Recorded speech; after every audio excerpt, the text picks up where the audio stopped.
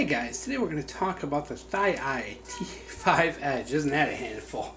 Thieye. Alright, so this is a gearbest action camera, 4K, of course, that you can get for, I think, anywhere from like 60 to 80 bucks, depending on price, time of year, sales, all that stuff. And guys, if there's ever something you're thinking about and it's not on sale, ask me for a coupon price. Go in the description, send me an email, ask me. I will find you a coupon for these things, guys. That's what we're here for.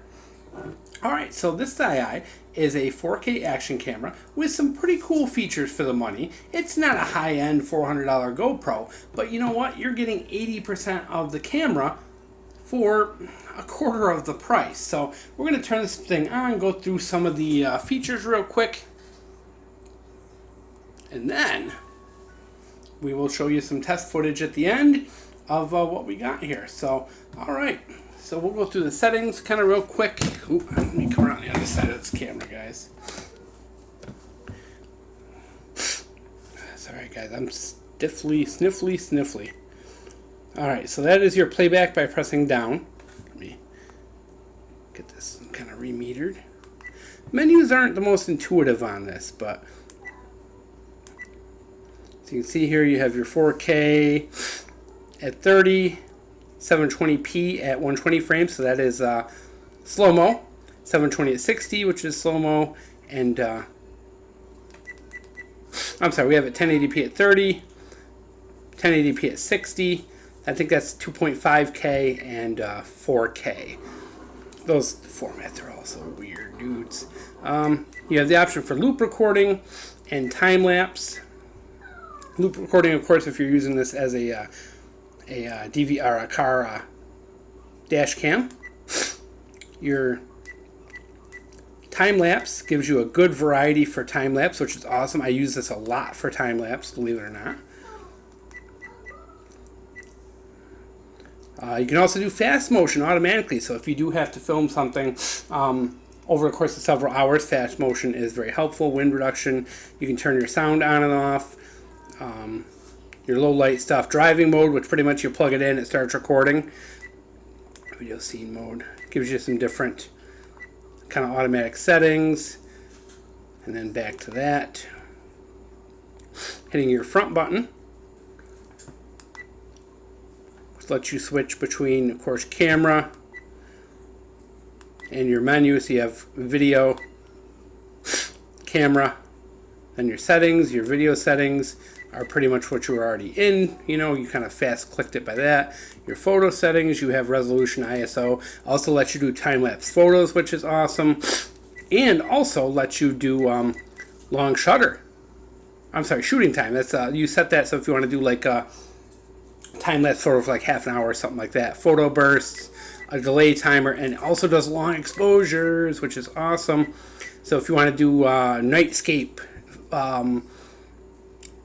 time-lapse pictures and all that, really awesome, really good feature out of such an inexpensive camera. And of course your kind of automatic settings as well, playback menu, and then your camera settings, which is your power in case you're using it somewhere else, sounds, white balance, EV, I forgot what that is, but distortion correction, which will distort for the 170-degree view. I should have had that on.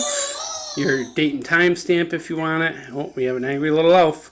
Screensaver, you know, auto power off, power on auto record, that's something for driving mode, and then your Wi-Fi stuff. This is Wi-Fi-ing as well. It takes a normal SD card, which I just mentioned, you can format it here, and then all your system info and all that. Yeah, so this thing's pretty simple, pretty easy to use, guys. The settings are very simple. If you use an action cam, it's very simple, very easy.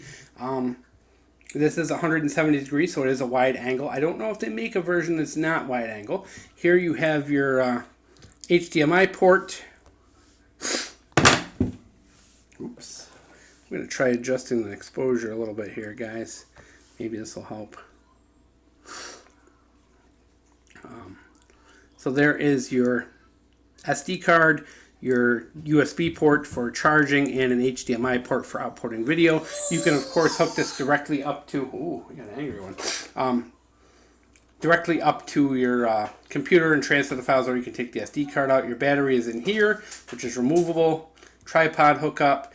Here you have your little thing to let you know whether you're recording or on or whatever. So if you are on a tripod filming yourself, you can tell. Power button, and then those on and up buttons that I was using. Of course, your shutter is there on top, but you can also do Wi-Fi as well.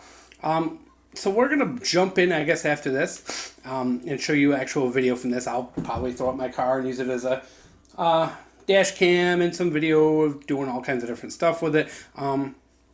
Yeah, I mean, this is pretty handy. I have a couple of these cameras now. I find them to be very handy for the channel, because there are times when I'm doing things with my camera, or I'm sorry, my phone, and I primarily film with my phone. So to have another piece of gear that I can film and get good quality film out of is awesome. So, yeah. So you can see here, it also...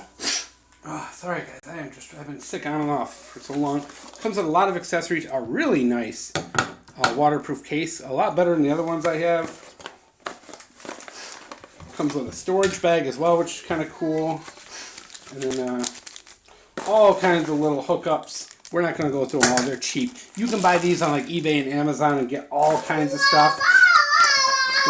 Whoa, we got a 1.5-year-old tyrant here in the house, guys, so you have to excuse the noise. Your instructions are pretty simple and pretty easy.